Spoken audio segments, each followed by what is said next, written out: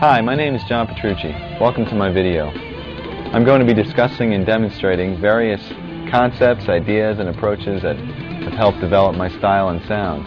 And hopefully you'll walk away with some insight on practicing and songwriting and developing your overall skills as a player. But before we start, let's make sure we're in tune. Here is my open A string. Get that in tune with your A string and then tune the rest of the guitar to that. I'll see you when you're done.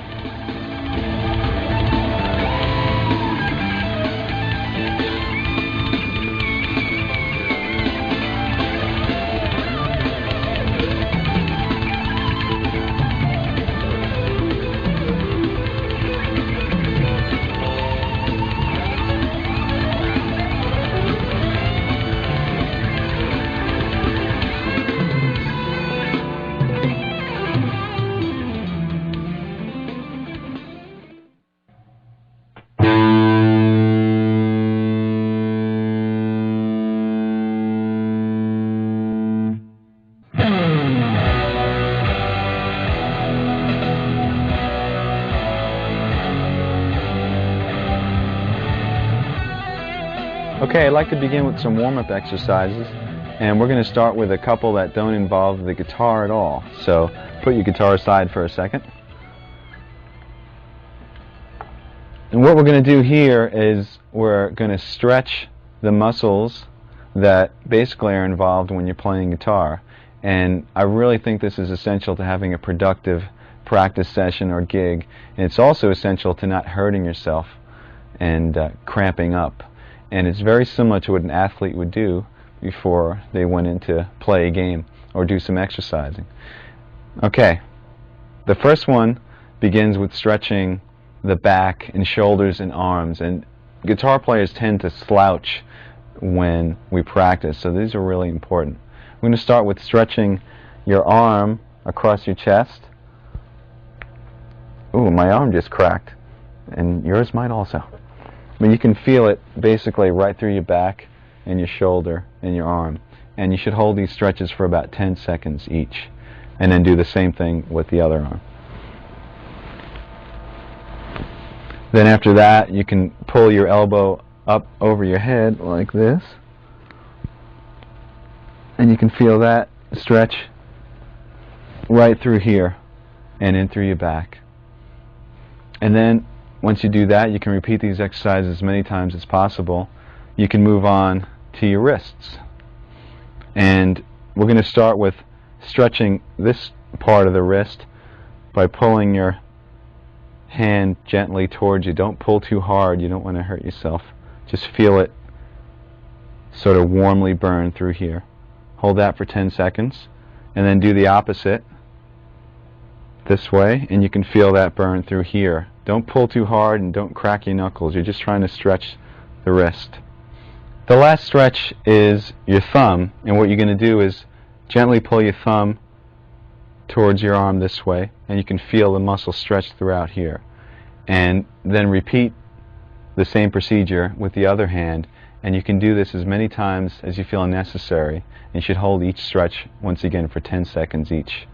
Now let's move on to massages. Okay, basically, when we massage the muscle, we're stimulating blood flow, and this type of thing you can do in between exercises or during a practice session. I even do this during a gig. So let me show you the areas that might be sore or cramped up. Basically, starts with your shoulder muscles, the front of your shoulder, up in here, and use a pretty strong amount of pressure. You can use either your thumb or the heel of your hand or your fingertips. And then the outside of your forearm, this tends to cramp up a lot. And then your hand, and once again you can use your thumb, and you can massage through your palm by using pretty strong pressure. And then you can also individually do your fingers like this, going all the way to the tips. And this is great, once again, in between exercises. It really helps to keep your hands limber and loose. And there are other simple things you can do, but just like rubbing one hand with the next and whatnot. And these type of exercises between the stretching and massaging should get you prepared to actually play the instrument. And the great thing about these is that you don't have to be playing. This could be as you're walking into a session, or if you have a couple of minutes before you go on stage or whatever. And it should help you have a more productive practice or gig, and also prevent injury, which is very important.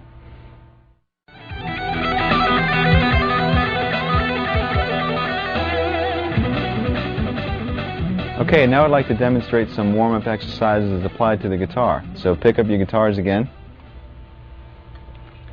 And basically what I'm going to show you is a few exercises concentrating on the stretching and independence of the left hand, and a few exercises concentrating on the freedom and accuracy of the right hand, and then we'll combine the two.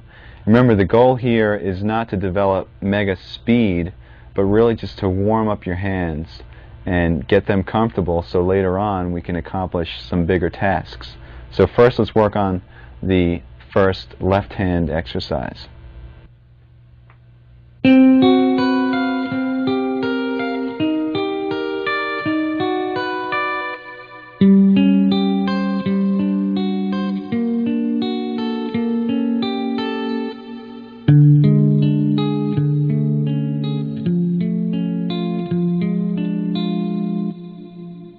I suggest that you start this exercise higher up on the neck, because once we get into some stretches, it's going to be a little bit difficult as you go down low where the frets are bigger. And basically, your right hand isn't really that important right now. I was playing the notes separately. You can play them as chords if you'd like. You can play them without a pick. It really doesn't matter. We're concentrating on the left hand. Make sure that the notes ring out clearly, because what we're really working on is the stretching and independence of your left hand. Also use a pretty strong pressure. Now what's happening here is that I'm playing on 4 adjacent strings with a basic chord shape. It sounds pretty ugly. In fact, most of these chord shapes sound ugly, so turn your volume down when you're practicing. And then we're taking the 2 inside fingers, 2 and 3, and we're reversing them like this.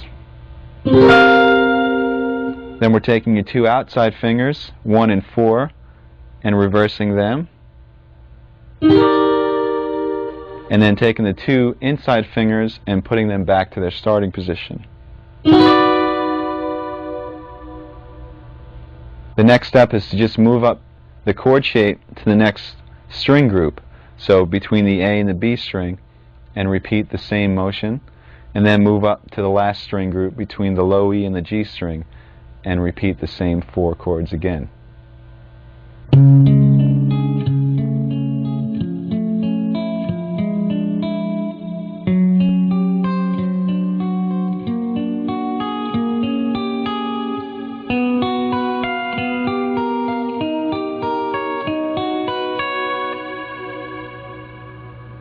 Okay, what I just played is the continuation of the first warm-up exercise.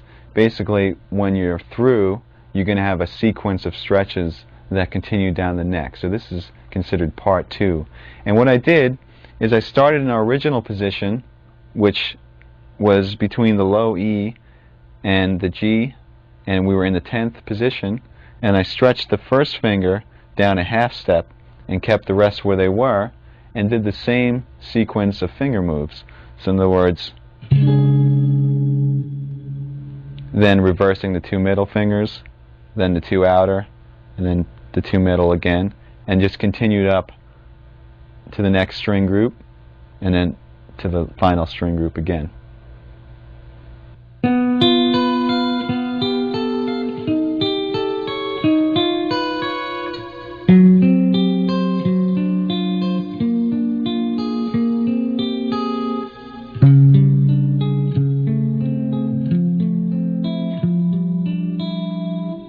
Alright, that was part 3 of the exercise, and at the end of part 2 we ended up with this position between the first string groups. Now what you're going to do is put your fingers back in order, and while leaving your 3rd and 4th where they are, stretch your 2nd down a half step. So we have this shape, and once again continue with the moves all the way up the string groups. Now for the final part.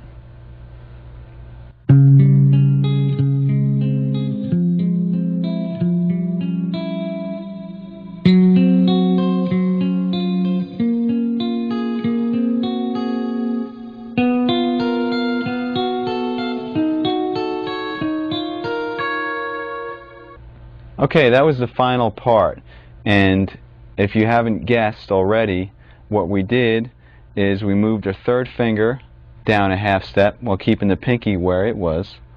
So we had this shape. This time the stretch is between your third and fourth finger, and continue with the pattern until we got up to the first set of strings again. And then all you do is you bring your pinky down a half step, which brings you to the exact same shape that you started with, but you're a half step lower, because we started originally in the 10th position, now we're in the 9th position. And that's the first warm-up exercise. Okay, the second warm-up exercise for your left hand is basically a variation of the one that we just finished. You can start in the 10th position again with the same setup, and we're going to do the same moves.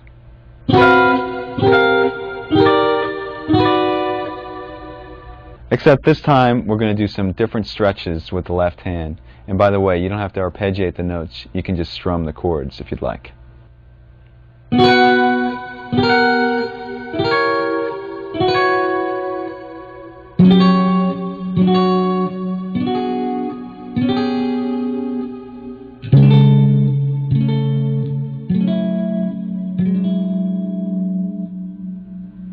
Okay, this stretch was different in that instead of moving one finger down a half step, we move the first finger down a half step and the fourth finger up a half step. So we have a double stretch between the third and the fourth and the first and the second. And then we did the same exact moves.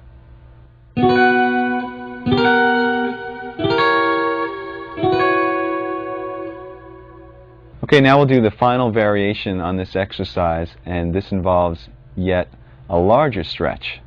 Here's how it goes.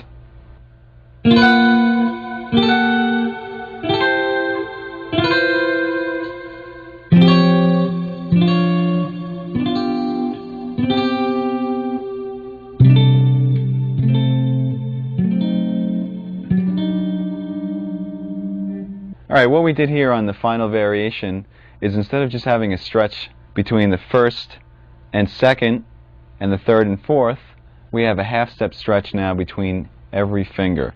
So you do that by moving your first finger down yet another half step, and then your second finger down a half step as well.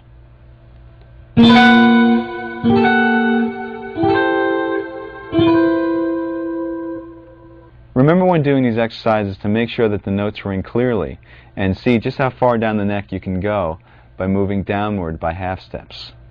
Now, for all you crazy guitarists out there, there is one more variation that involves some super stretches. Remember, don't hurt yourself.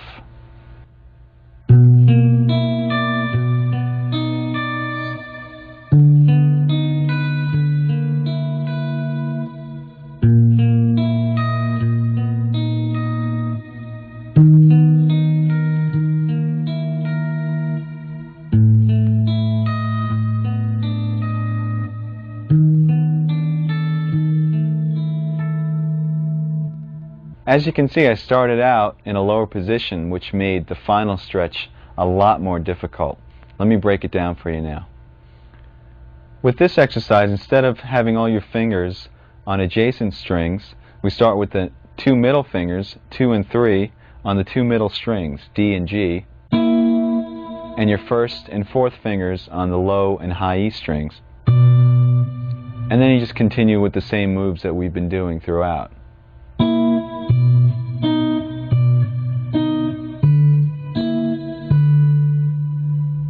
The moves from here should look familiar.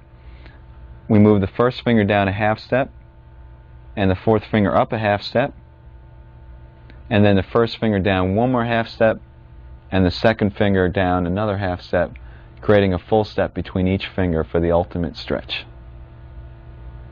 What I usually do is I play these exercises in sequence, one after the next without stopping. I start on the 12th or 10th fret and work my way down chromatically until I can't stretch anymore. Now let's turn our attention to right hand exercises, and you can give your left hand a rest.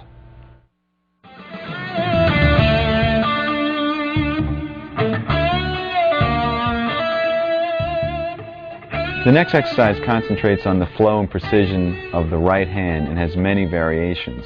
So let me demonstrate it in its basic form.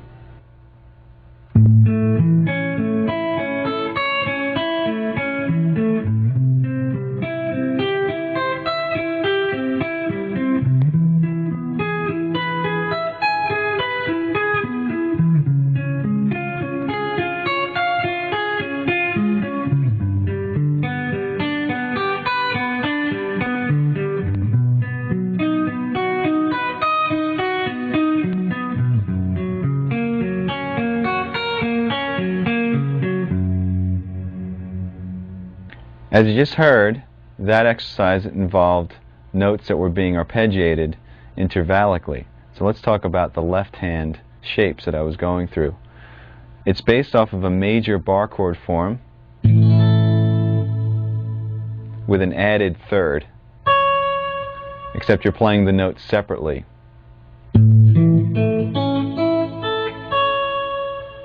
And then we just sort of intervallically disperse those notes. Now that bar chord is moved up through a progression that doesn't make too much sense, but at least makes the exercise a little bit more interesting. It goes A major, C major, E major, C sharp major, G major, B major, and F sharp major.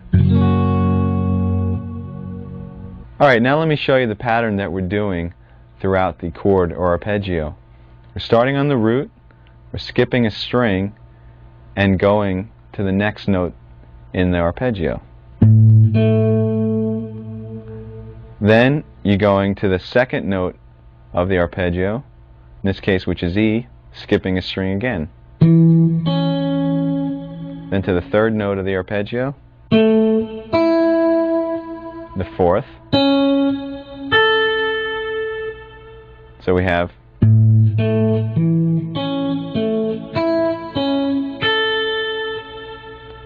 remember to pick down, up, down, up, down, up, down, up.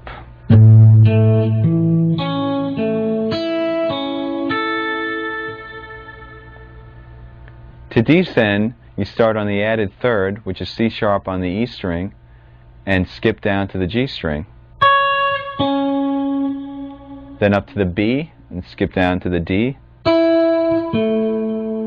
Up to the G, skip to the A.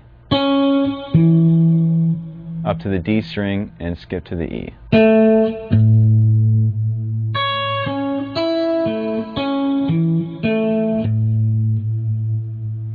Remember once again to keep your right hand picking consistent. Down, up, down, up, down, up, down, up. Don't let that falter at all.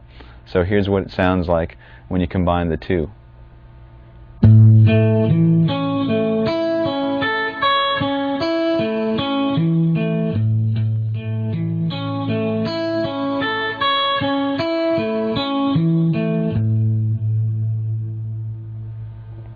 And then from there, just go through the sequence of chords that I outlined earlier, and you have the entire exercise. Okay, now that you know the initial exercise, all the variations involve the right hand, and we're going to concentrate on our picking. First of all, instead of starting with a downstroke and using down, up, down, up, down, up, do the same exercise starting on an upstroke and consistently playing up, down, up, down, up, down throughout the entire exercise. That's going to look like this.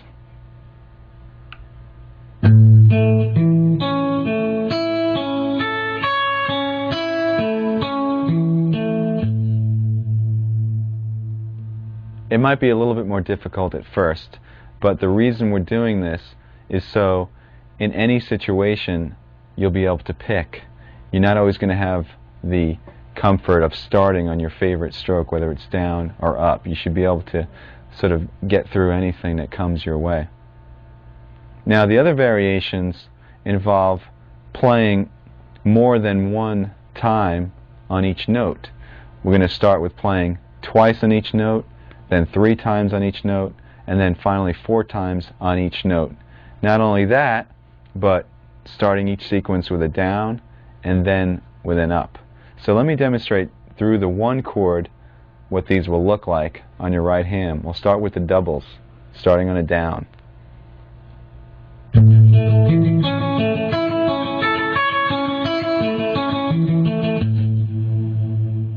Then double starting with an up.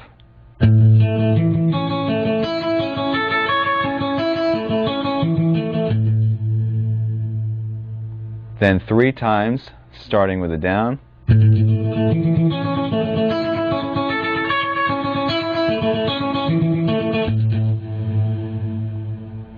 Three times starting with an up.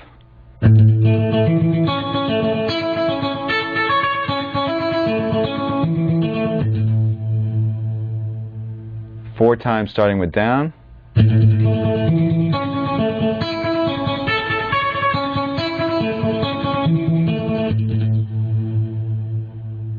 And finally 4 times starting with an up stroke.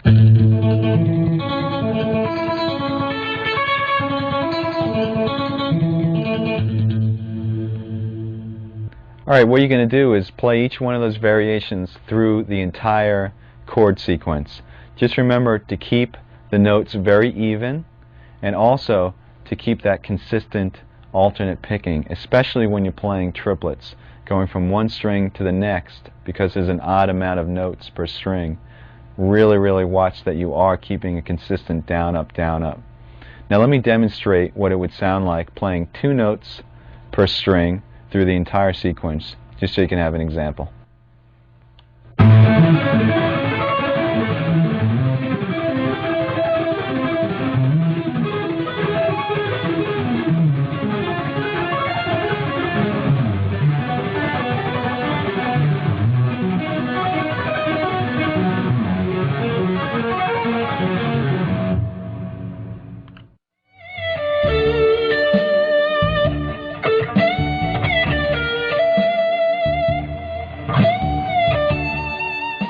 I basically have technique broken down into 4 categories.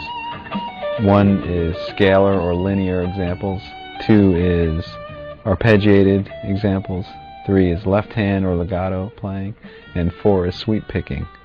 And what I do is I have files in a file cabinet, and I collect information from videos and books and lessons and whatever, and I file them according to topic. If it's an arpeggio thing that I learned from a magazine, I rip it out and stick it into the arpeggio section. And then when it comes time to practice, instead of saying, oh, there's millions of things, how am I going to practice all this stuff? Basically, I make a master list of what's in all those files, and that list changes from day to day. You constantly add to it. And you sit down and you basically customize a practice session. So let's say you have about 2 hours to practice. I personally have 4 categories, so I'd pick one item from each one of those categories and practice that item for a half hour. Move on to the next, practice that for a half hour. And then by the time I'm done, after 2 hours, I've covered the entire topic of technique.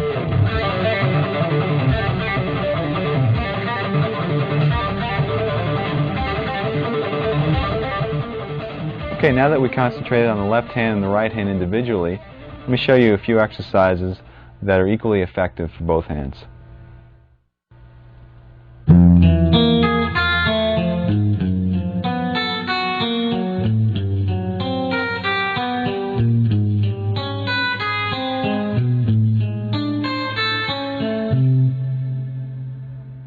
Okay, this exercise starts with your first finger on the low E string on the first fret in the first position, skips over the A string, goes with your second finger on the D string on the note E, and then your third finger on the G string on the note B flat, and your fourth finger on the high E string on the note A flat, and your right hand is picking, once again, down, up, down, up.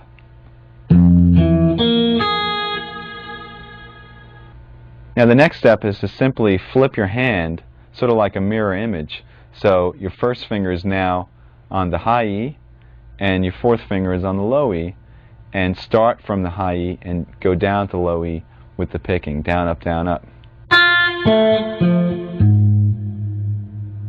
And combine the two.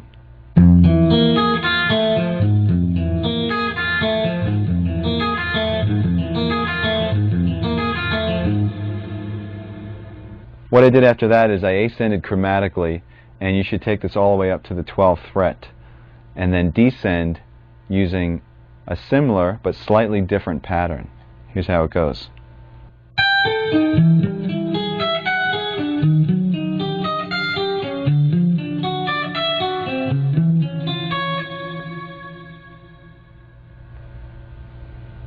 Okay, all I did there is, instead of starting on the first finger and ascending 1, 2, 3, 4, we started on the pinky on the high E and descended 4, 3, 2, 1. Once again picking alternately, and then we reversed that image like a mirror and started on the fourth finger once again on the low E.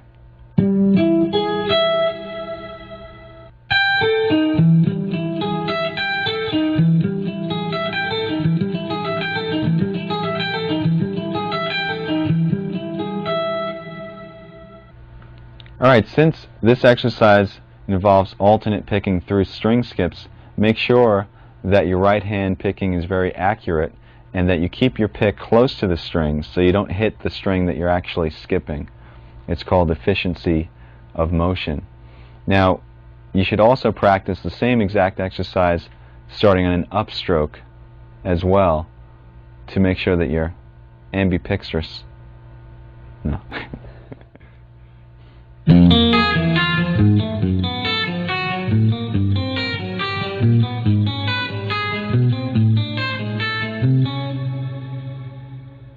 That was a slight variation on the exercise that we just did.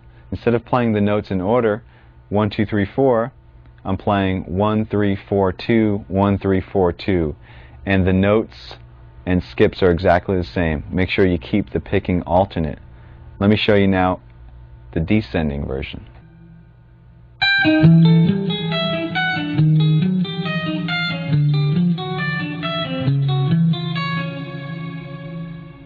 Alright, that was another slight variation, this time on the descending pattern. Instead of playing 4, 3, 2, 1, you play 4, 2, 1, 3, 4, 2, 1, 3, and continue that pattern down the neck chromatically.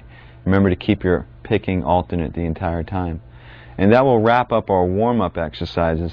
I usually play these type of exercises for, I guess, about 10 to 20 minutes before actually tackling some more difficult practicing or a gig or whatever, and it usually helps to get both hands acclimated to the guitar, especially when you're cold.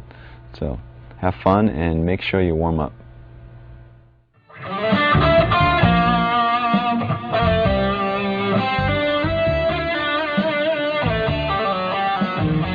In order to realize our creative visions, it's essential that we develop the craft of our instrument, which leads us to the area of technique. I'm going to show you a whole bunch of different exercises that concentrate on developing speed and accuracy. Now for me, the most effective tool for developing these areas is the metronome. Whether that metronome is a simple click or a drum machine or sequencer isn't important. The important thing is that there's a steady and even pulse. Now practicing and playing to a metronome will help you to play accurately at any speed and also show you how to subdivide the beat any which way that you want. Now the first exercise involves a very familiar looking shape. It's based off of an A major scale in the 4th position, 2 octaves. So let me show you that fingering first.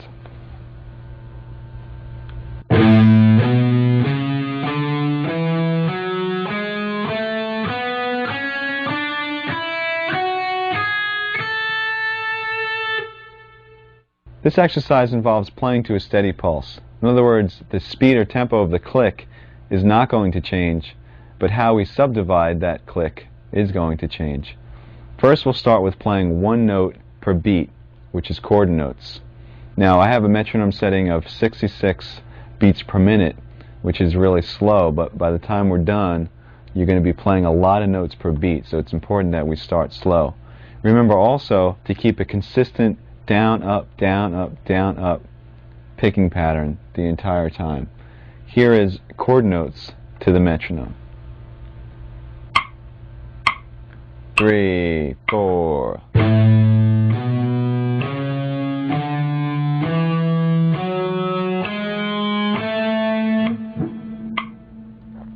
Now when you're playing this, remember, it might seem easy, but really concentrate getting even spacing between all those notes. It's actually more difficult when you have a lot of space in between the clicks.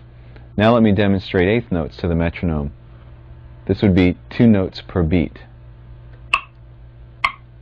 3, 4.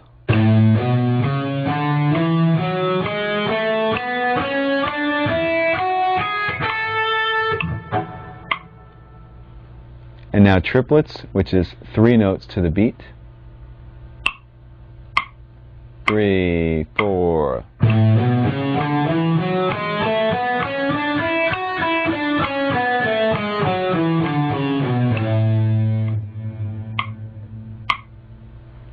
The next division is 16th notes, 4 notes per beat. 3, 4.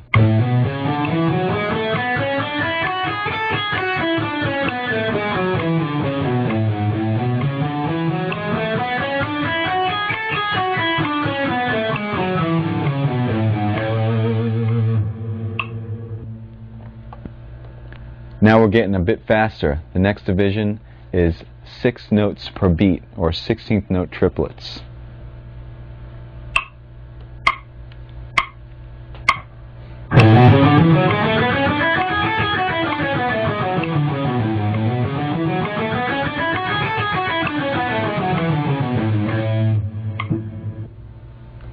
And the last group is 32nd notes, or 8 notes per beat. And this is going to be quite faster than what we started. But remember, the pulse didn't change at all. It's just the division of that pulse. 3, 4.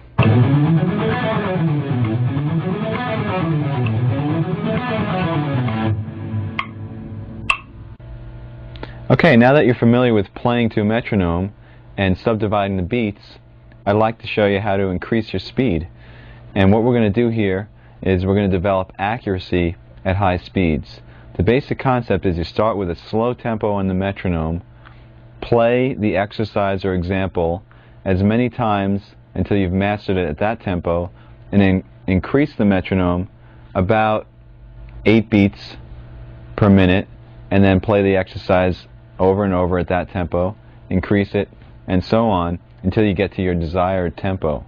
I'm going to demonstrate this with an exercise that uses chromatics, 4 fingers in a row, and they're played as 16th notes to the metronome. Let me show you the exercise first, then I'll show you how to develop the speed.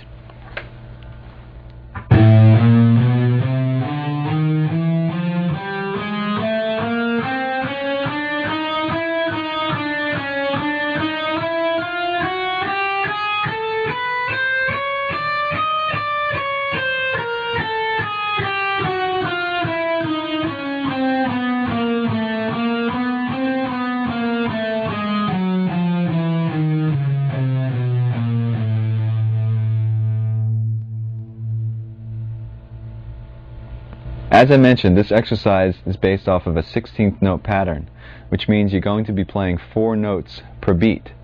Besides concentrating on getting those notes to fall evenly over each click, you should also accent every 4 notes. In other words, every time the click comes down, accent with a harder pick stroke. So your group of 4 would sound like this.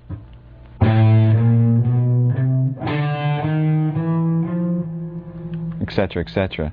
And what this is going to enable you to do is when you get faster and faster, that accent will be your reference point.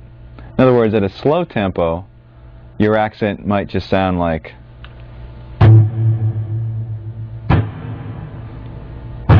etc. And you'll be able to know where you are. But at a faster tempo, when the notes are whizzing by, your accent might be, in other words,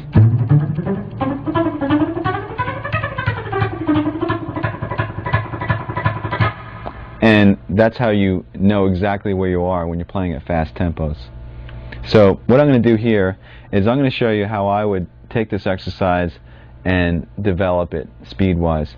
Now, the first thing you have to do is you have to get a goal tempo. Let's say our goal tempo for today is 200 beats per minute. Now normally I would start this pretty low on the metronome, maybe about 100 or so, and it would take me quite a while to get to 200. But for the video's purpose, I'll start at about 120 and I'll increase it in larger increments than I would normally do, just to save some time. And what's going to happen is by the time I get to 200, hopefully not only should it be wailing, but it should also be clean. Another thing to keep in mind is your technique that you're using when you're playing slow should be the same technique that you use when you're playing fast. In other words, when you're playing slow, you're programming in your technique. So when you play fast, be consistent in your hand position and also in your left hand position, your right and left. Okay, here we go.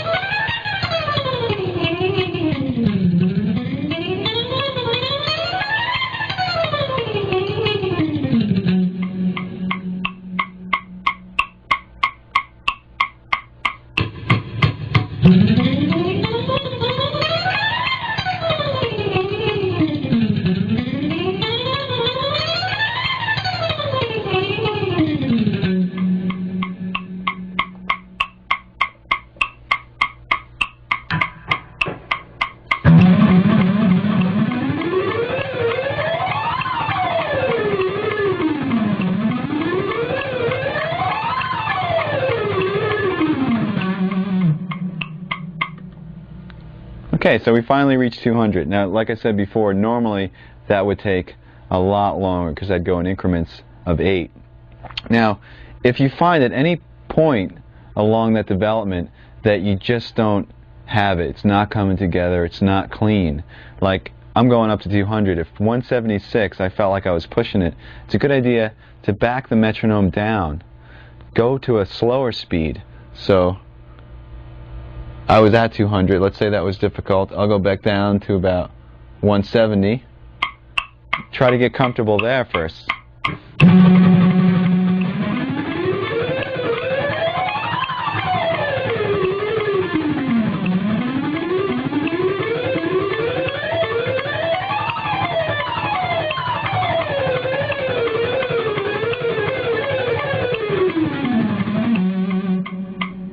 And then go back up to 200 and see how it feels.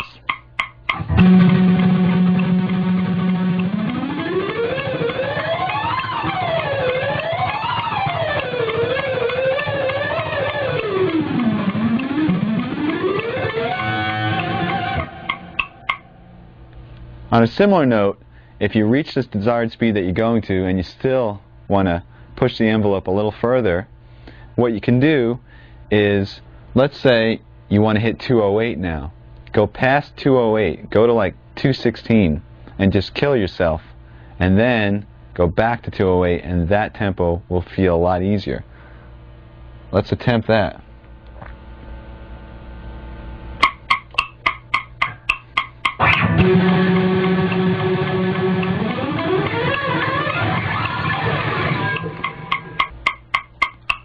That was very difficult. Let's go back down to 208 and see if it's any easier now.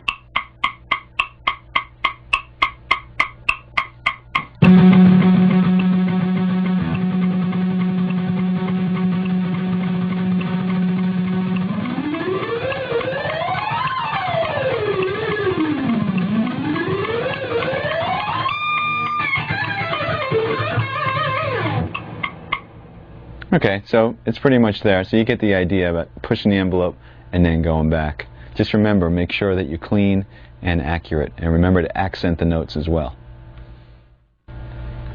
Okay, now I'd like to demonstrate the same technique, building speed and accuracy, but this time with a 16th note triplet pattern. You're going to play 6 notes per beat, and it's based off of a 3-note per string pattern in E minor. So here it goes.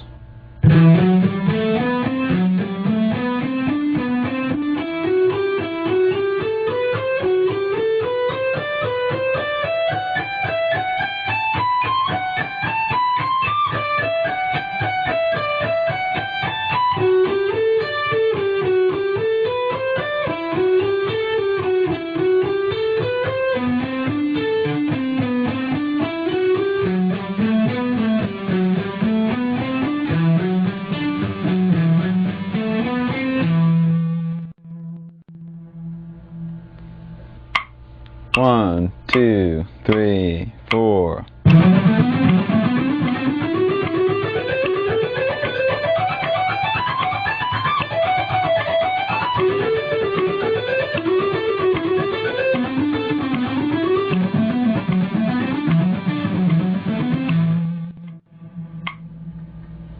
Okay, then you would follow the same steps to get to your goal tempo. Let's say your goal tempo in this case is about 126. Let's hear what it sounds like at that tempo. 1, 2, 3, 4.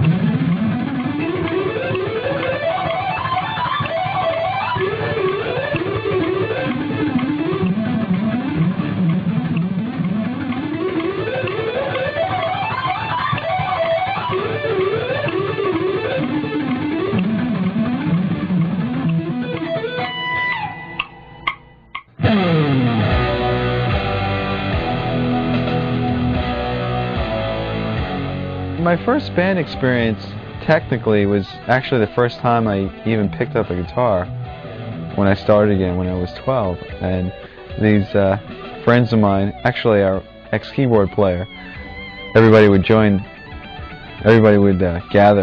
at his house because he had a piano, and I remember they were playing some Neil Young. They were playing Hey Hey My My, and they assigned me the little down, down, down, down. That was my part, and I sat there getting that, and I guess that was kind of a band experience.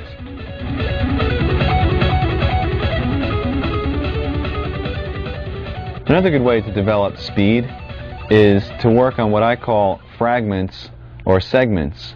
That is, if you have a long exercise or passage that's really difficult to play, instead of trying to swallow the whole thing, take bites, work on small sections and develop that section, and then connect them one by one until you have the big picture. This way you can concentrate on one little thing at a time as opposed to tons of notes.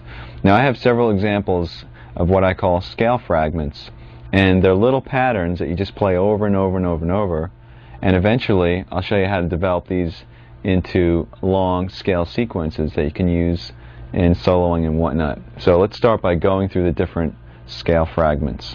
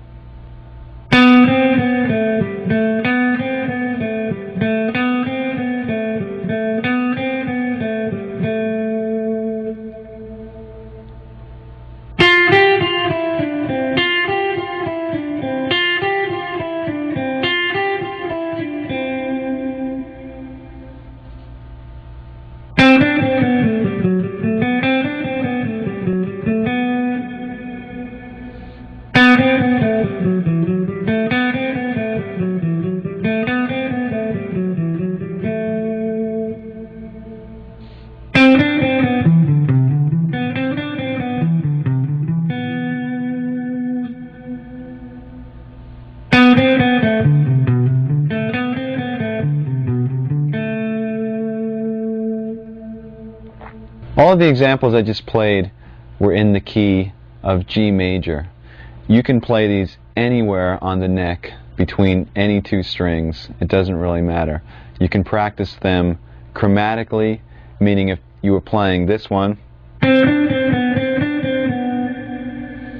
perhaps play it 4 times in each position and then move up a half step.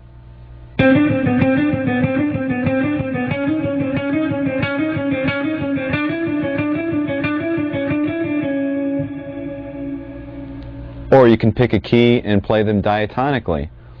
In other words, conform your fingers to the notes in the key.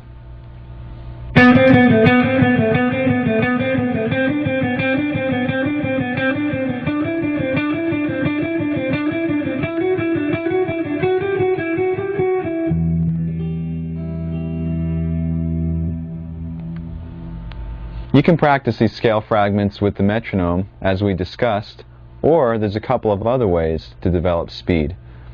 First way involves playing the exercise over and over and over, but starting in a slow tempo and gradually increasing the speed and then bringing it back down to a slow tempo.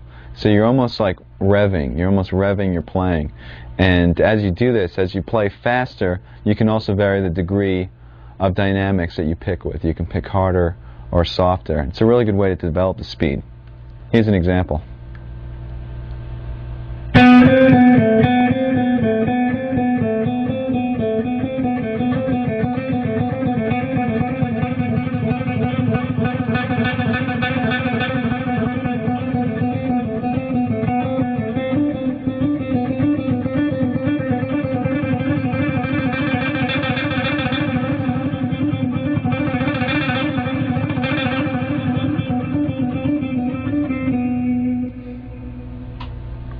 Another way of developing speed is by playing the exercise over and over and over, but this time playing consistently at a slow to moderate tempo and then sort of blasting out a fast tempo only a couple of times. So in other words, you're jogging for a while, then you're going to sprint for a second and go back to jogging. This is a way to build stamina as well as speed. It sounds like this.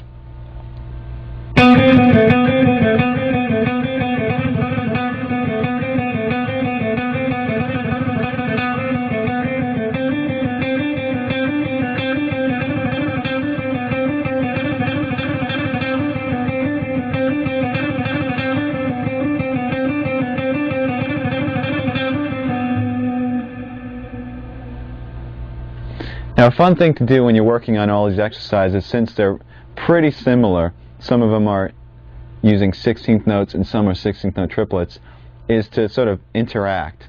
In other words, mix them together. Like you might have one that sounds like, which is what I've been playing for the last couple of seconds. And there was another one that went.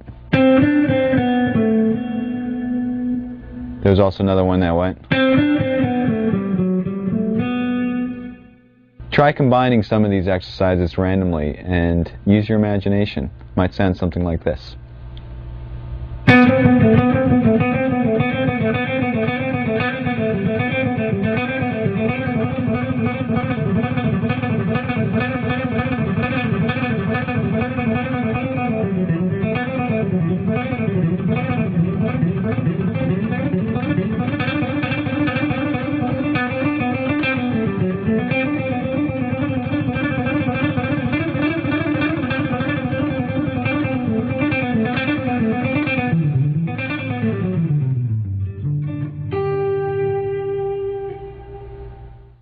Each one of these fragments could now be used in a longer sequence of notes, perhaps a run through a scale or whatnot. So let me show you how a few of these can be developed. 1, 2, 3, 4.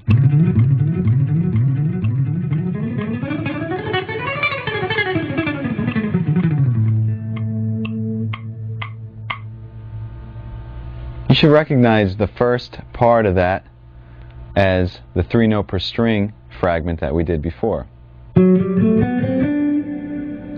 Except I transposed it to the key of A and played it through an A major scale.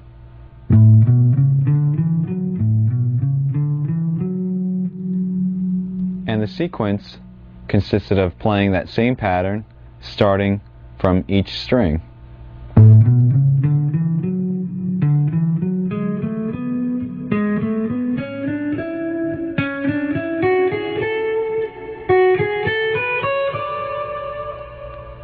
And then using the descending pattern to do the same thing.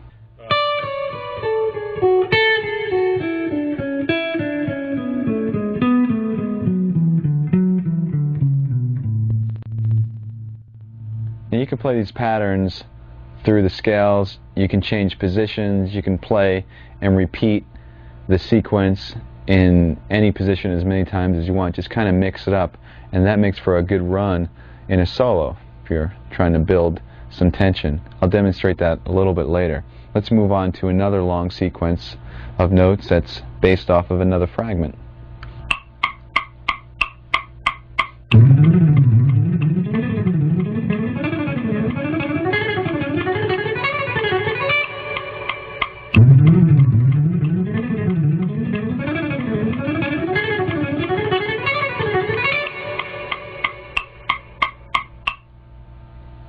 And here's the descending version of that.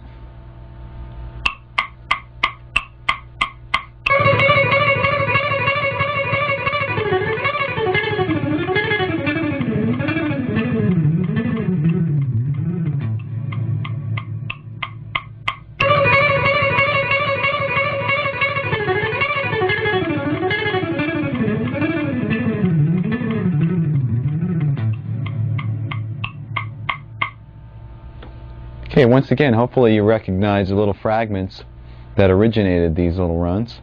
And descending, while it's fresh in our mind, came from that and sounded like this.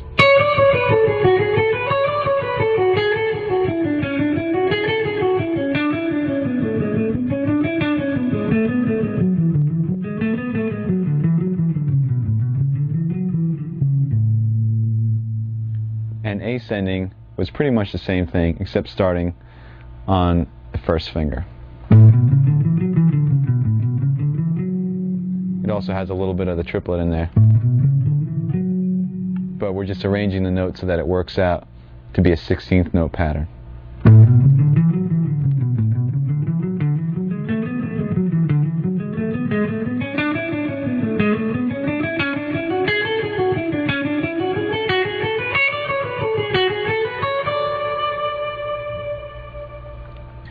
Here's another example using a fragment that includes string skipping.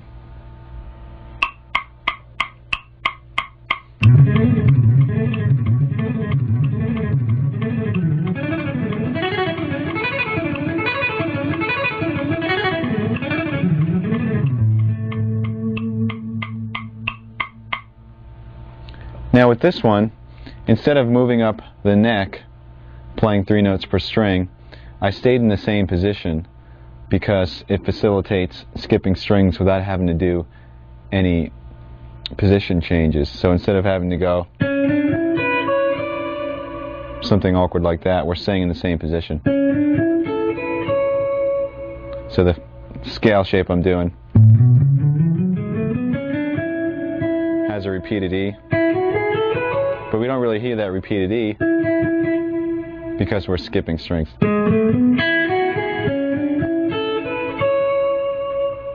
Here's the pattern slow.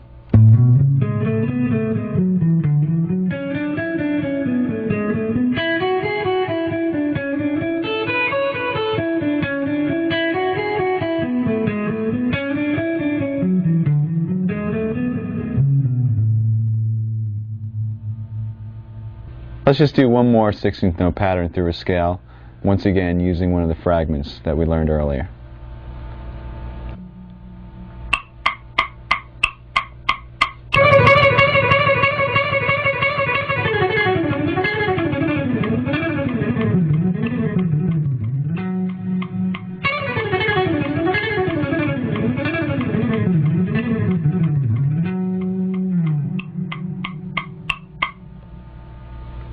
Here it is slow. See if you can recognize the fragments in this one.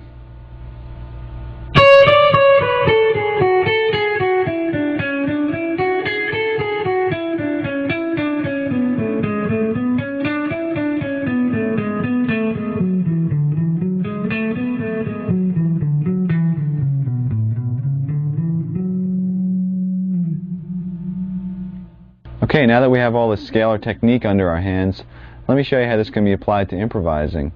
I'm going to solo over progression in D minor, basically using D, Dorian, and D minor scales, and I'm going to throw in a couple of these 16th note runs, and you can see the way it interacts with the melodies and whatnot. And once you get a taste of this, maybe you can try it in your own solos.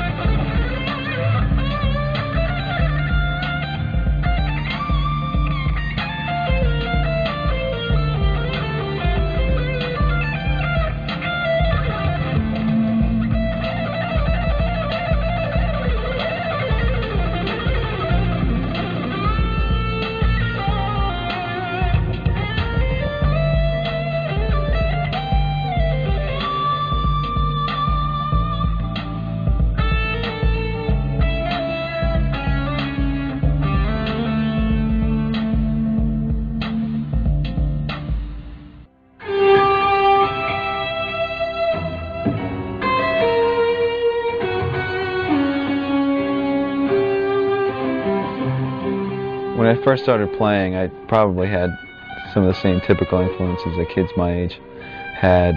It's like Black Sabbath and Zeppelin and The Who and Iron Maiden, and then I started to get more drawn towards the guitar players. And as I played more, I was drawn to players that really had unique style. I was really into Rush and Alex Lifeson and Steve Howe with Yes, Randy Rhoads, and then I finally discovered Steve Morse, and my life changed. I heard the Bash for the first time, and I was just like, this is unreal. Got every Dregs album, and started getting into Steve and the Dregs, and Al Di Meola and Alan Holdsworth. I had a similar experience here in Stevie Ray Vaughan for the first time, like just blown away.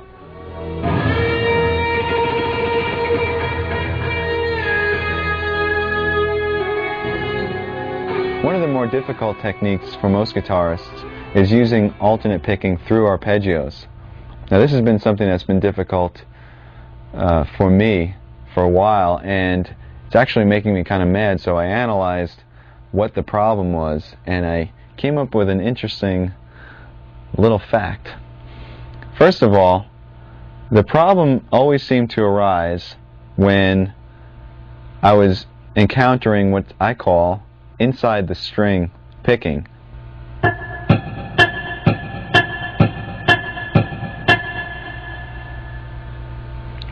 Now that to me is really difficult because it seems like your pick is kind of trapped in between these two strings, as opposed to playing on the outside of the strings like this,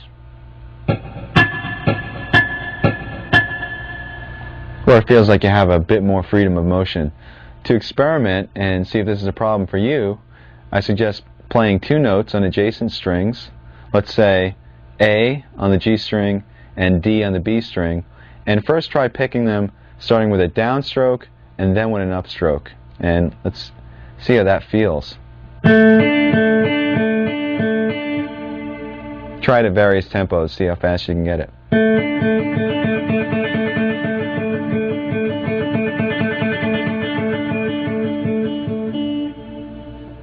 Now do the same thing, but start on an upstroke and go up, down, up, down. You're going to encounter that inside of the string picking phenomena. Let's try that.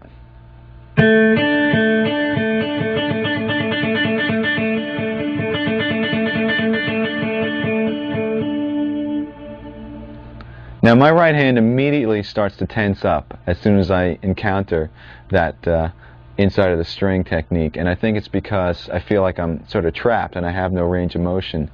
This is usually a problem for most guitar players. Some guys have this taken care of, and we'll have to shoot them all. But anyway, how do you practice this? How do you get around this? Well, very simply, you just practice the motion that you're having a problem with.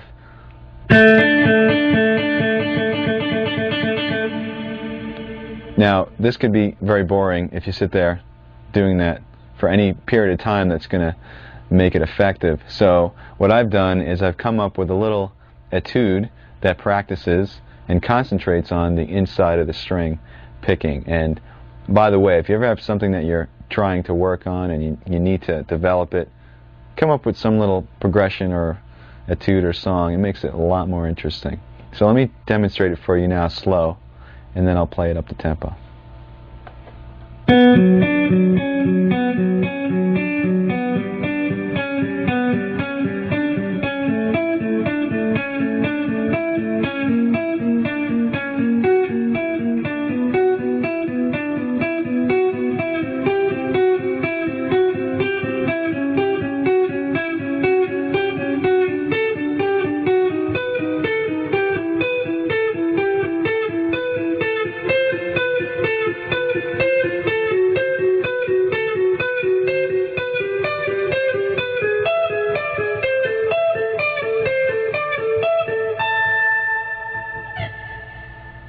Now I'm going to demonstrate this up to speed with the metronome. Make sure that the pick strokes are even and that you maintain, in this case, down, up, down, up, down, up, because we're starting on a higher string and going to a lower string, which once again makes us encounter this inside of the string technique. So here we go.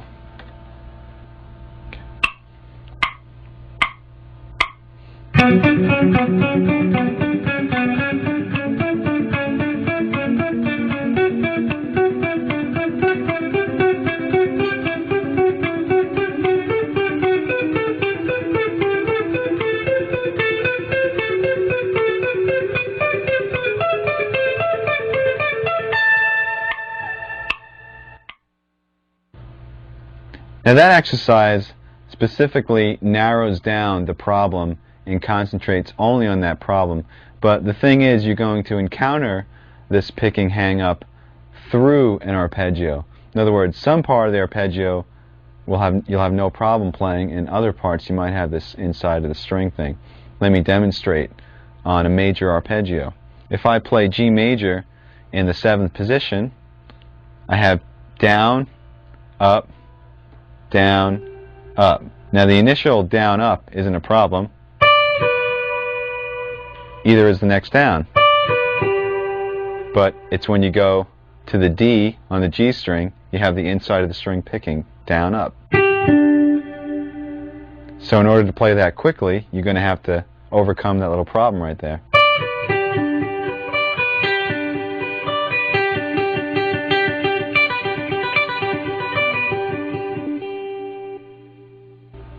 So once again, instead of practicing that same arpeggio over and over, I came up with another little etude that incorporates major and minor arpeggios, and that picking hang-up is kind of snuck in the middle of the arpeggios. So it's not just only concentrating on that, but it's incorporating it into a larger picture. Here it is slow.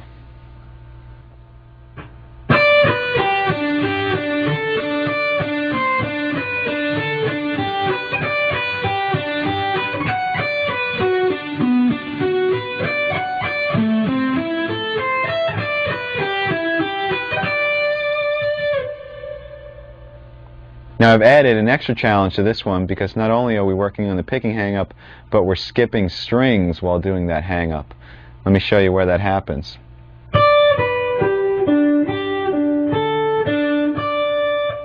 Right over here between the D and its octave, between the D and the C, between the D and the B. you're playing up, down, and also trying not to hit the B string while you're at it.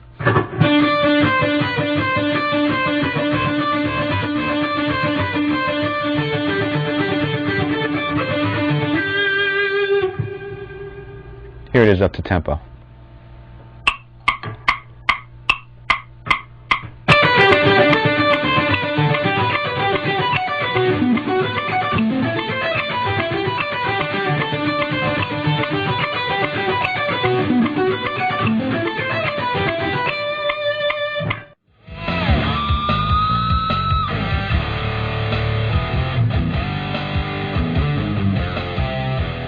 I first picked up the guitar when I was 12, and I didn't take any formal lessons. I took music theory my last 2 years in high school, so I had 2 years of that, and I went to Berkeley right out of high school.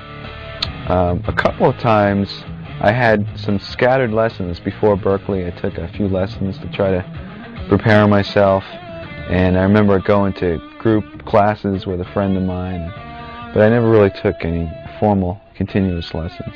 By the time I went to Berkeley, I had been working on technique and chops and stuff like that, and I had a couple of years of classical music theory. So when I came into Berkeley, all the things like arranging and sight singing and harmony and a jazz perspective, I had no clue.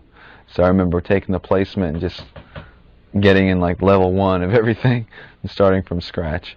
And I think that the most I learned there was in harmony and about chord structure and progressions, and also how to continue to learn, because that was one of the things that I kind of picked up on, is that there's such a resource out there, whether you're going to school or not. I mean, it's great to go to school because you have the discipline of going every day, but there's just so many resources out there, and the students that really applied themselves, whether it was to the library, the listening rooms, or attending recitals, they really excelled, and the ones that just kind of sat there and thought it was all going to come to them eventually weren't there anymore.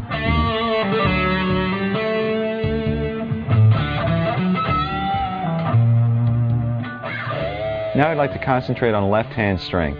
What we're going to do is we're going to work on some scale fragments once again, but instead of picking them, we'll play them legato. In other words, we'll use all hammer-ons and pull-offs.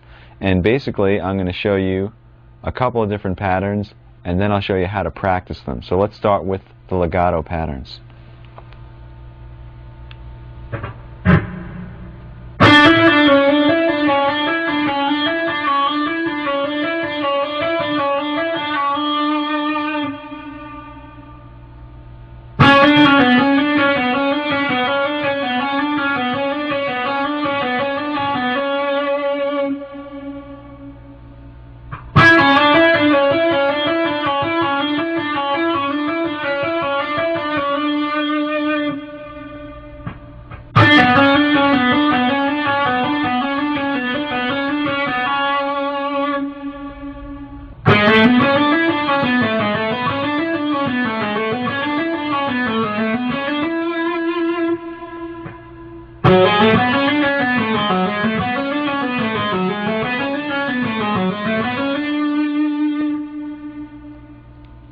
Okay, this is how we're going to practice these. You're going to play each pattern to a watch this time for a minute each. If you feel like you need more, you can do each for 2 minutes or 3 if you'd like. The idea is to not stop. Do one exercise into the next, a minute each. And you can play them at varying speeds. Just make sure that the notes are clean and that you're using complete legato technique. Now, with the last couple, notice I did pick, except I only picked when I was ascending from the D string to the G. Happened right over here.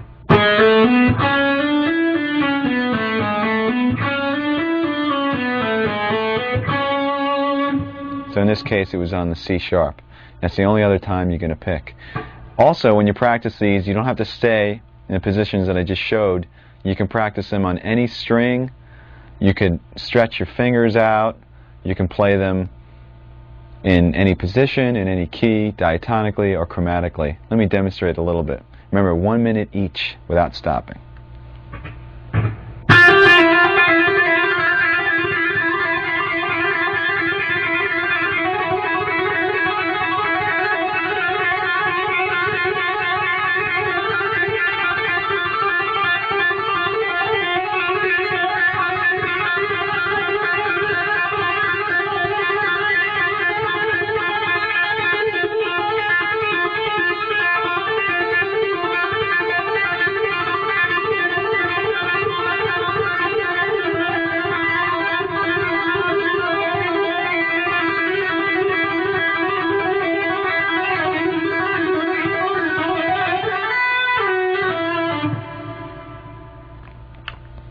That's the idea.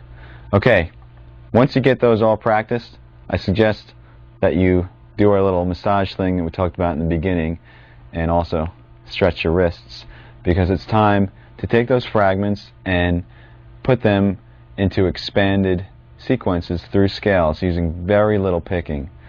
Once again, this is called legato. Here's the first exercise.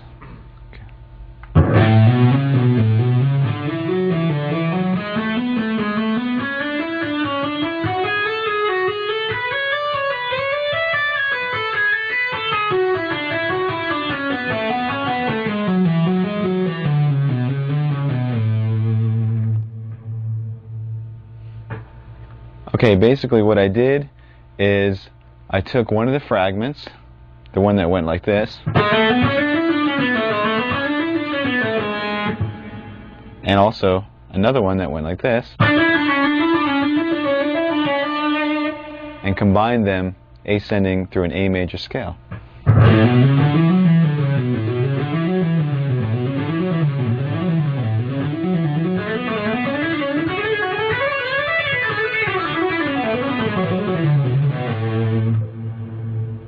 Descending, we shifted up to the next position in the key and worked our way back down the scale. Let me play the two scale positions by themselves, just so you know what they sound like straight through.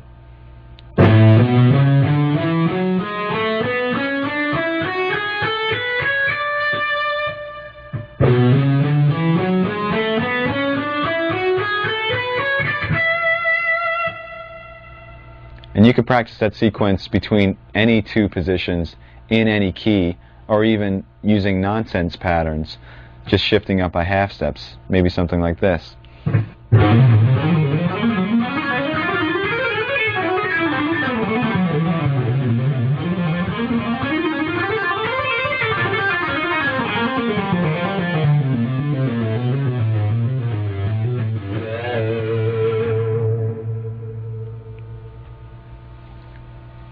Now let's hear the original pattern up to speed.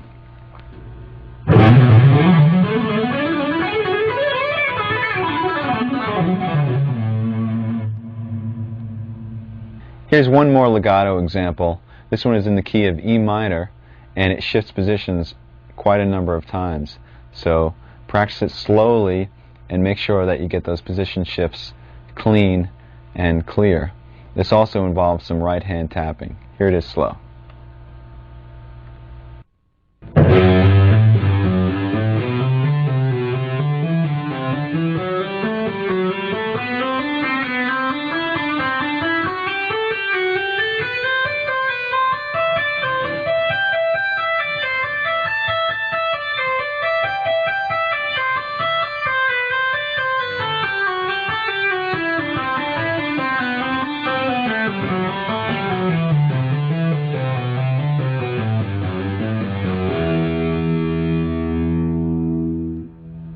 Let's break this down into segments so you can practice each section and then put it all together. It's basically ascending in 3 octaves, and the pattern repeats. Here it is.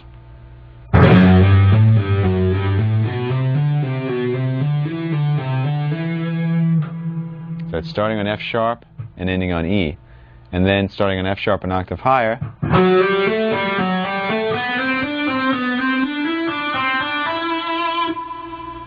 the exact same thing, and then 1 octave higher, starting on the B string,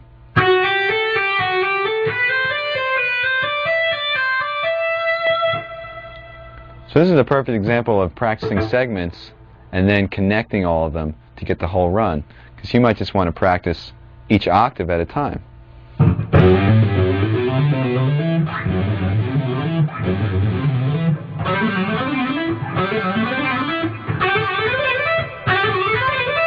Then put it together.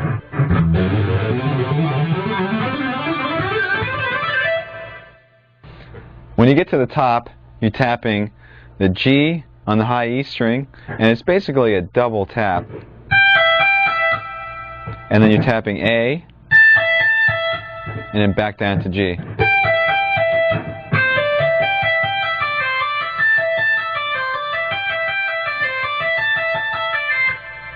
So you could practice that small fragment a few times and get that under your fingers.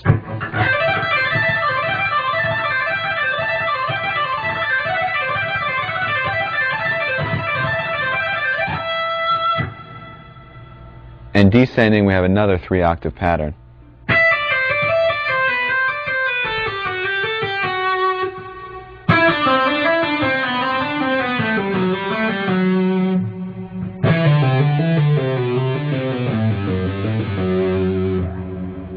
So you can practice each one of them as a fragment and just master that octave.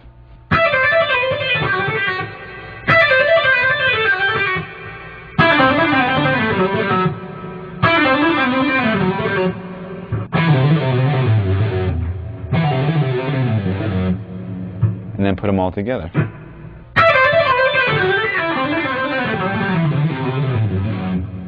Now I'm going to play the whole thing, ascending and descending up to tempo.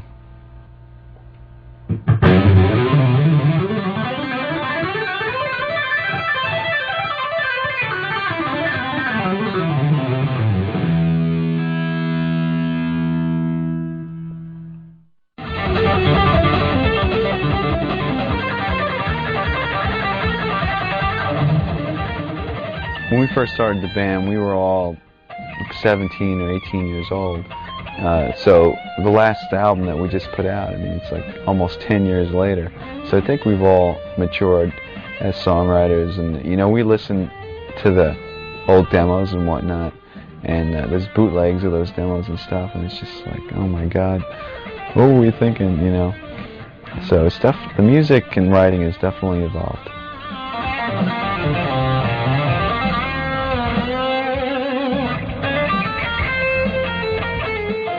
To wrap up the topic of technique, I'd like to introduce a different style of picking other than alternate. It's called sweep picking, and some of you may be familiar with this technique, some of you may not be, but in either case I'd like to offer you my exercises and things like that that basically isolate the technique, and then you can expand and apply it to things that you might already know. Now I usually apply sweep picking to arpeggios and not really to scalar examples, and I also use it in a way where it's sort of a weapon or a tool to execute a fast flurry of notes. Let me show you a couple of exercises that work on the technique.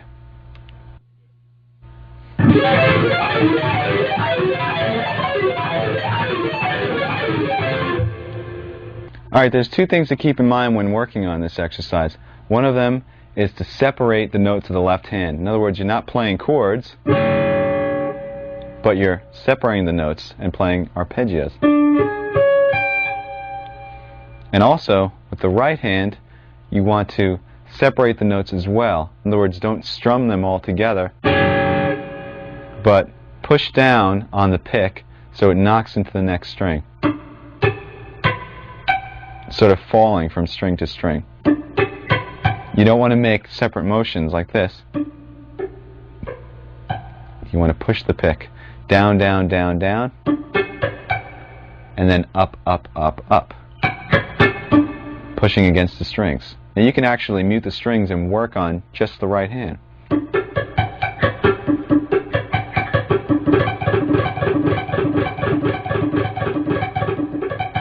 You don't want it to sound like this. You want the separation. The left-hand pattern is very similar to some of the warm-up exercises we were doing. It involves 4-finger mirror type shapes. It starts 1, 2, 3, 4. Then reverse and go 1, 2, 3, 4 again, starting on the high E.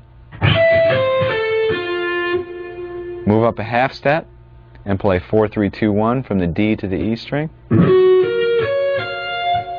Do the mirror image and play 4, 3, 2, 1 from the E to the D. Here it is again.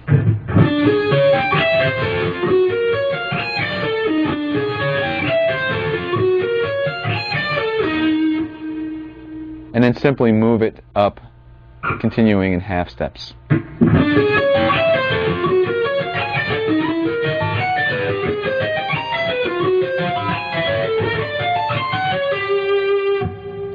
You can also play this on different string groups if you want.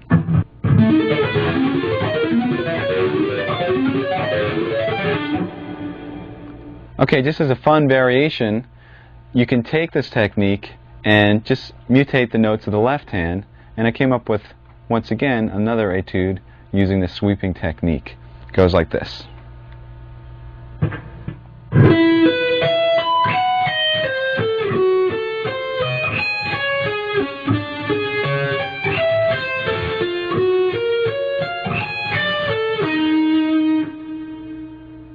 Here it is played to the metronome at 176 as 16th notes up to speed.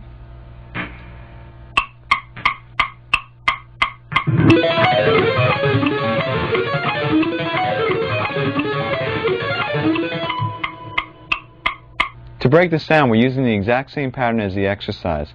In other words, 4 notes ascending and 4 notes descending, and then doing the same thing starting on the pinky, except I just changed the notes. We start on E, and we're playing a power chord, E, and then the 5th B, and then we're doubling that, E and B.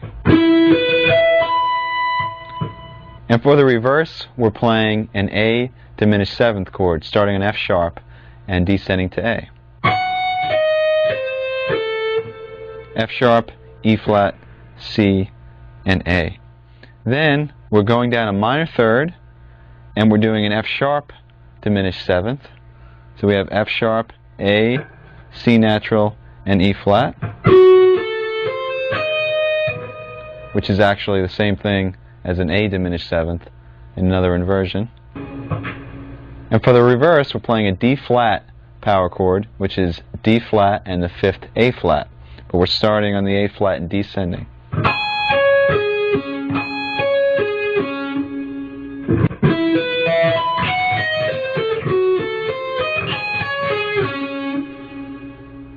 And to finish it up, we're doing the original exercise.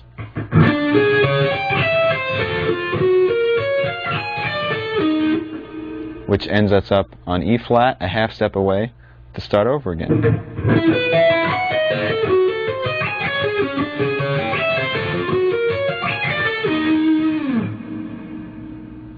Here's one more sweep picking exercise. This one's applied to arpeggios. Let me demonstrate it for you slowly.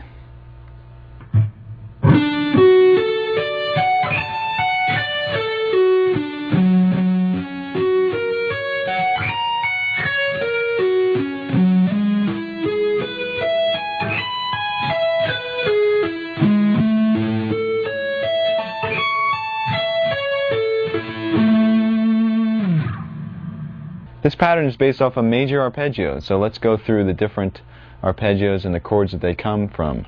First one is D, coming from this chord fingering, with an added 5th, A.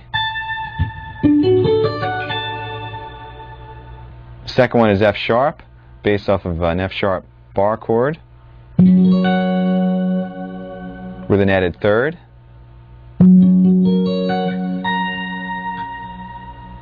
The next one is E major, based off of this chord form,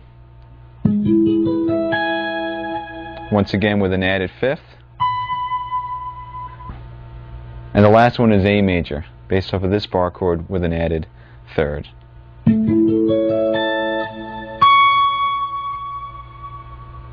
Starting with D, the picking goes down, down, down, down, down. When you get to the A, that's where you're going to reverse and play an upstroke and pull off to the F sharp. And then the rest of the arpeggio is descending using all upstrokes. Remember to separate the notes. You're not playing a chord. When you get to the next arpeggio, F sharp, you're still continuing with an up. In fact, you can almost consider it the third of the D arpeggio. So you're kind of finishing up the D arpeggio. Because after that, we're going to repeat the F sharp and start with a downstroke and outline the F sharp major arpeggio. Down, down, down, down, down, down, and then up on the A sharp. Pull off to the F sharp and continue all consecutive upstrokes to finish off the arpeggio.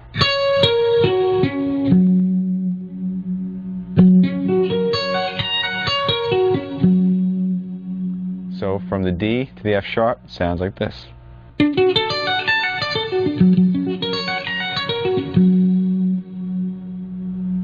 Then we're going to move up to G sharp, which is the third of E, and basically we're going to follow the same exact pattern.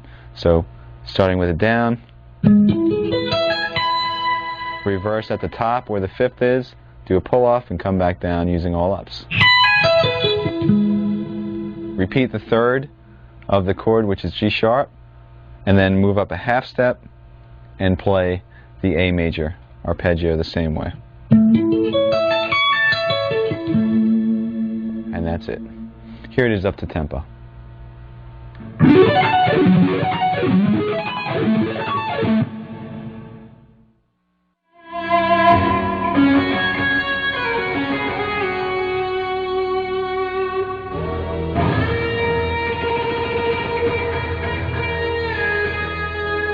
The majority of our writing process is together as a band.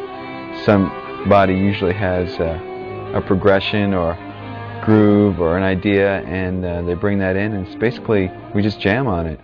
We set the tape recorder and just kind of go for it, and out of those jams some solid ideas start to happen, and we start working on arrangements, and before you know it, we have a song. Do you write lyrics yourself at all? Yes, I write lyrics, and I'm really interested in lyric and melody and how that contributes to the song. You know, the real importance of the lyrics and the melody and the vocalist. The cool thing is that all of us were basically influenced by the same bands, and a lot of them happen to be progressive, like Rush and Yes and the Dregs and Genesis and even Zappa's music. So when we all got together at Berkeley, it just kind of naturally came out, this type of music in odd times, and even you know, using the harmony that was a little bit more experimental or creative and whatnot. And it was just kind of a natural direction for us all.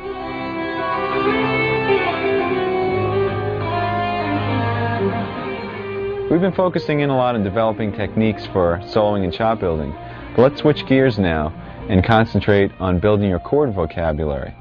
What we're going to do is we're going to take the ever-faithful power chord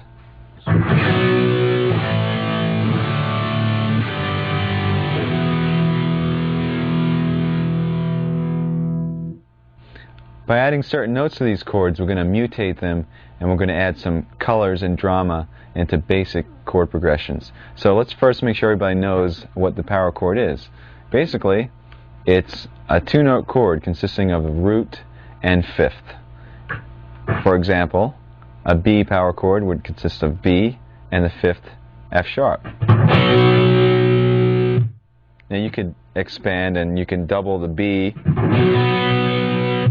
or you can put the fifth in the bass, which makes the chord sound even heavier, so the F sharp will be below the B. This is really effective.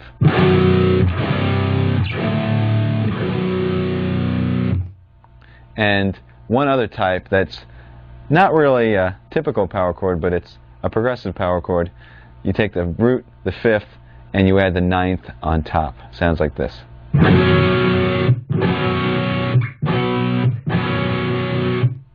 To explore this topic a little bit further, you have to understand two things. First of all, which notes can be added to the power chords, and second of all, how those notes affect the name of the chord and also the function of the chord in the progression.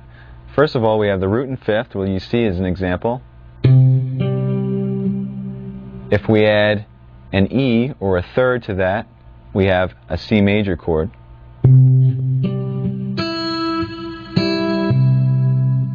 If we add an E flat to that, which is a minor third, we have a C minor chord.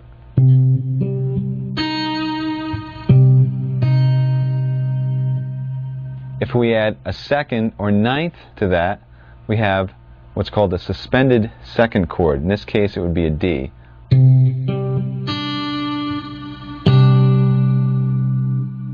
If we add a fourth to that, we have what's called a suspended fourth. In this case, the fourth would be.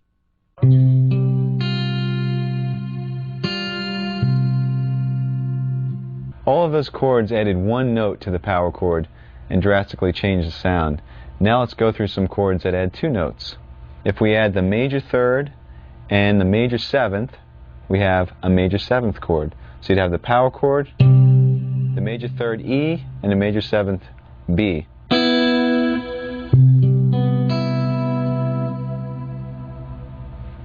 If we add the minor third and a flat seventh, we have a minor seventh chord. In this case, it would be an E flat and a B flat added to the power chord.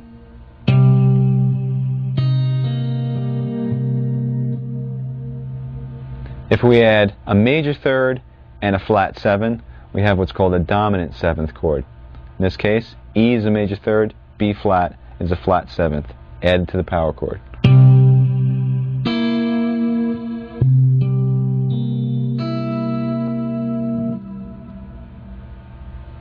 And now there are a couple of chords which I call add nine chords. What they are major and minor chords. So we're going to have a major and minor third added, and on top of that, the ninth as well. A major add nine would add a major third E and a 9 D.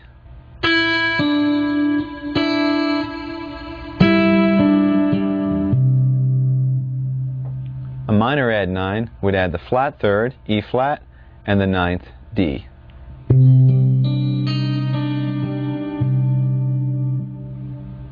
Now let's talk about how the 11th added to the power chord changes the name. We'll keep the major third and we'll add an 11th, and we end up with a major add 11th. Here's the power chord, here's the major third, here's the 11th. Don't worry, we won't be playing these fingerings. And the final chord is a minor 11th chord where we add three notes. The minor third, the flat 7, and also the 11th, which once again is F. And just to make this easier for now, we'll put the 5th in the bass. Now what this new information allows us to do is to take a simple chord progression that you wrote, maybe you have a great melody going, and develop the sound of the chords to add some spice. Let's say the chord progression we have is all power chords A, F to G. Very, very typical.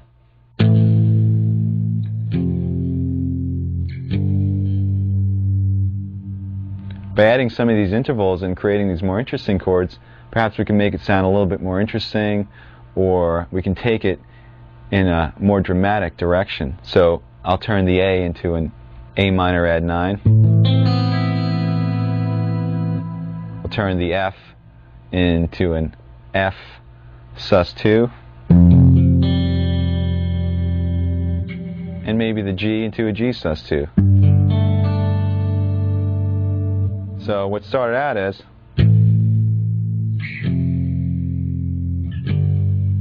now it sounds like.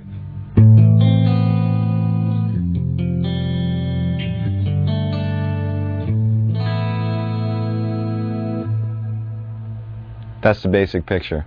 Now, unfortunately, when you're trying to play this stuff loud and heavy, it's going to sound pretty bad because of the dissonance of the intervals.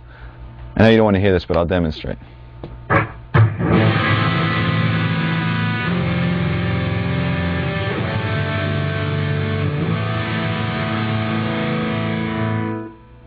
Some of them don't sound that bad, but once we start getting to 11ths and 7ths, believe me, it's horrible. People will cringe. So here's where orchestration comes into play. What we're going to do is we're going to divide the part up into two separate parts.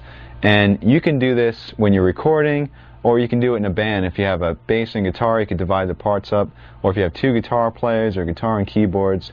The concept is one guy plays the power chord, or the root and the fifth, and the other guy plays the added tension. Sometimes it's either one note, sometimes it's two, sometimes it's three.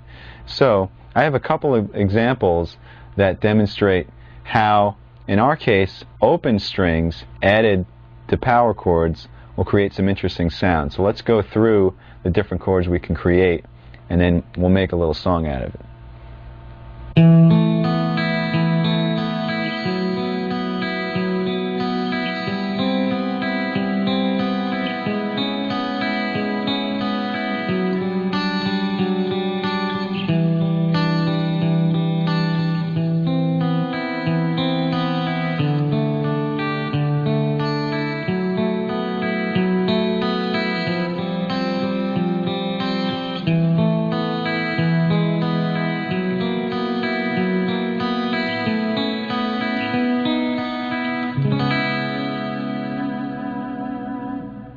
The first power chord was an A.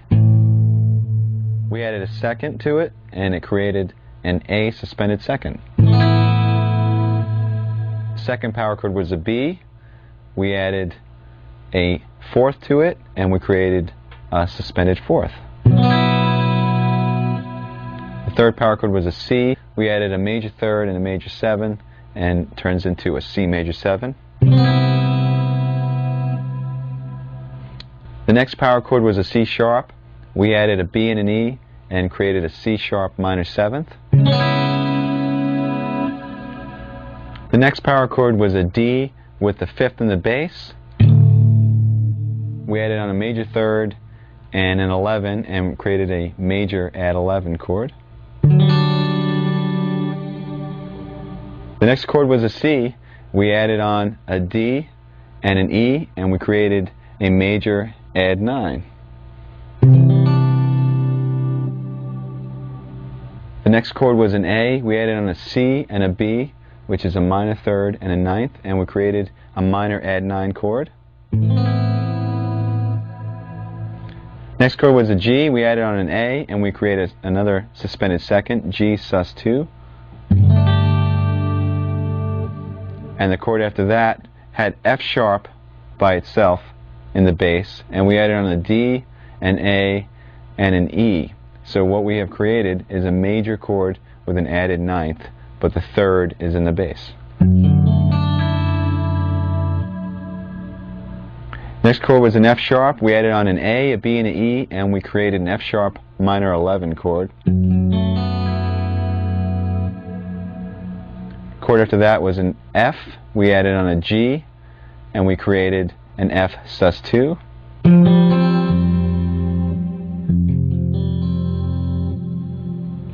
After that we had an E, and first we made an E suspended fourth by adding on the fourth A, and then we made an E major by adding on the third G sharp. So we had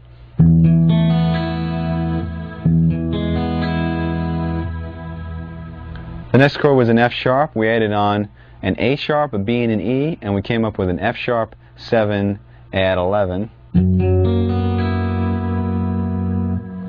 The chord after that was an A. We added on a B and a C sharp to create a major add 9. And the second to last chord was a B, and we added on a D sharp and an E to create a major with an added 11th. And we end the whole thing up on a C sharp minor 7. Okay, so I'd like to demonstrate with the sequencer what this sounds like with the two parts divided up. So I'll play with a heavy sound, the power chords, and the sequencer will play the picking part that I demonstrated before. And instead of having an ugly mess trying to play it all together with distortion, we have a nice collaboration of the two parts. And this is great when you're recording because you can add a lot of fidelity. You can have a great heavy sound underneath, and then with an acoustic or a super clean guitar you can do the picking, or that could be piano, whatever. It adds a lot of dimension to your writing. So let's hear what that sounds like.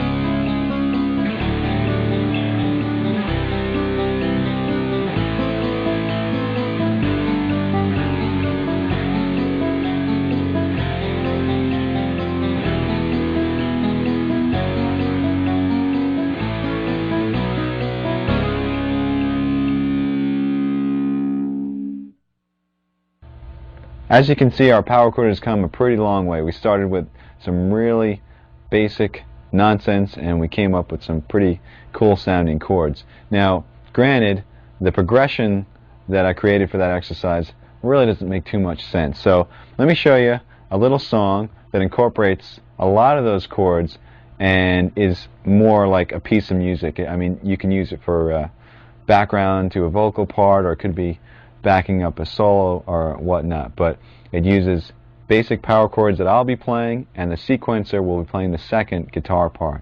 And check it out.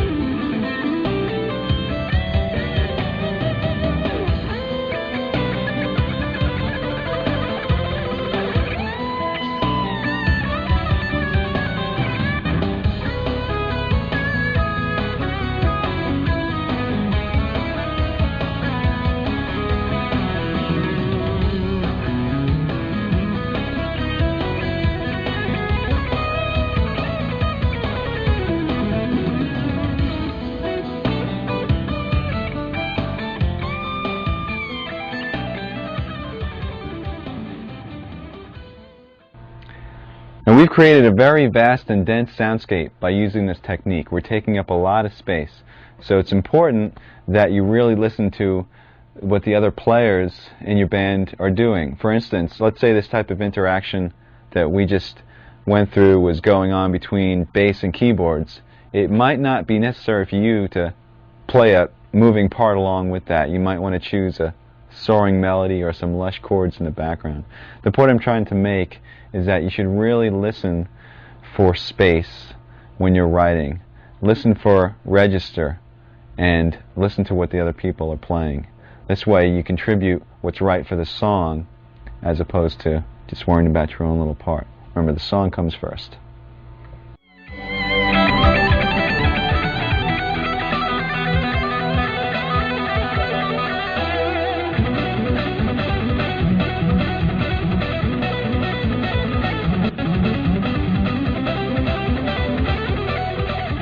Yes, it is. This is my full-blown live setup, and I guess we should start with the guitars. These are the guitars I have on the road. They're all custom Ibanez guitars made of basswood, and as you can see, the paint jobs on 4 of them are really similar, and these paint jobs are by Dan Lawrence, who does some custom work for Ibanez. And basically, I have 2 7-strings. This one is sort of a prototype, and this is the main one that I use. And 3 6-strings on the road. There's string gauge is 9 through 46, and the low B on this 7-string is a 56, and they're Diodario strings. And the pickups are DiMarzio. As you can see, each guitar is the same setup, just 2 humbuckers, and they're all direct mounted into the body. There's no middle pickup at all, and the knob placement is so that my hands don't sort of knock into anything. Like on a Strat, you might have a problem with your pinky or whatnot. And these pickups were custom designed by Steve Blucher for DiMarzio. And basically one of the interesting things about these, as you can see on all the other guitars, is there's one 3-way toggle switch. And the cool thing is that in the middle position you have the center 2 coils on, but they're still hum canceling. Gives a really sweet sort of scooped sound for clean passages, particularly. And the frets are 6100, and it's a rosewood fretboard. This is my live setup. This rack was custom designed by Mark Snyder, and basically you got 4 Mesa Boogie cabinets. They're Celestion Vintage 30 speakers in those cabinets.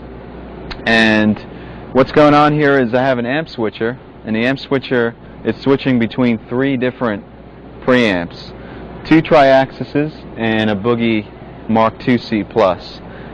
Everything that's in the rack, like the Crybaby and the noise gate and the volume pedal and the parameter pedals, are all hooked up through this multi-pin system that goes to the pedal board, which I'll show you in a second, and it makes setup very easy.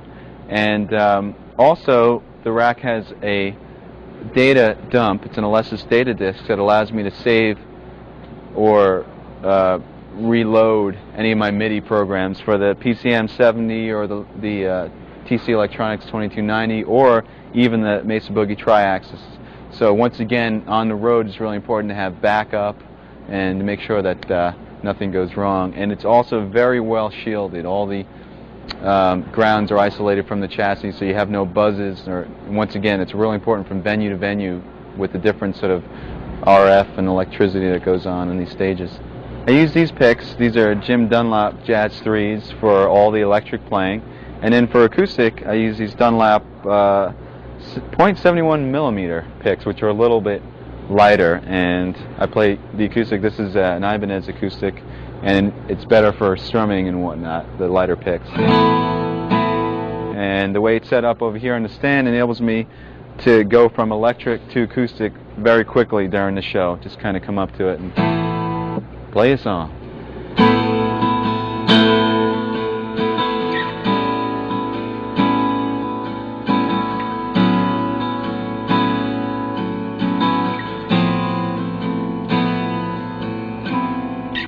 Okay, this is the pedal board that I use live, and this was custom designed by Mark Snyder. Once again, as you can see, here's the other end of the multi-pin that's coming in, and basically that has all your connections for the tuner and the Mesa Boogie Abacus pedal board, parameter pedal, a volume pedal, and a wah pedal, and that includes all the AC. Just one cable right to the rack and to the pedal board. And this is how I change my patches. Basically, each patch is designed so all your effects and amp switching and whatnot happens just with the press of one button. The cool thing about this rig is that it's very versatile. So not only do I have different patches for different sounds, let me demonstrate. You have a clean sound setting, different types of clean sound settings, like some with some cool delays.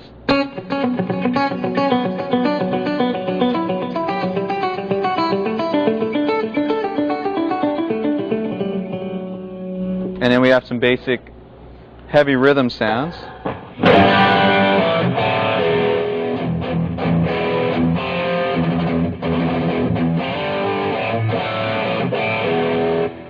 Some other rhythm sounds with different choruses and whatnot.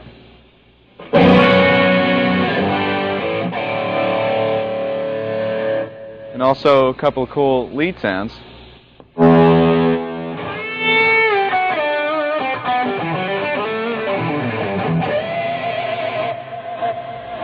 One of the cool aspects about this pedal board is the real-time control over the parameters. In other words, I can control the parameters of the tri-axis to shape the sound as I'm playing, or I can control the effects parameters to maybe add some more delay or take delay out or reverbs or whatnot.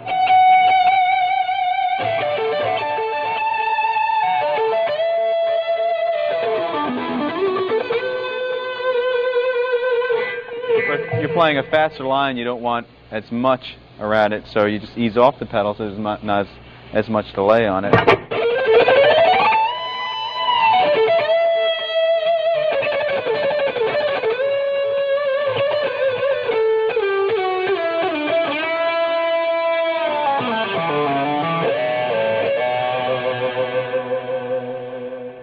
So you have full control over what you're playing. Well, there you have it. We covered a lot of ground in this video, and there's a lot of information to swallow. Just take your time and go through section by section and really try to get the most out of it. The best is to apply what you learn as well.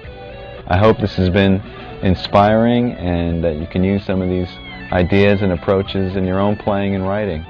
And I had a great time doing this video. I hope to see you on tour. Bye-bye.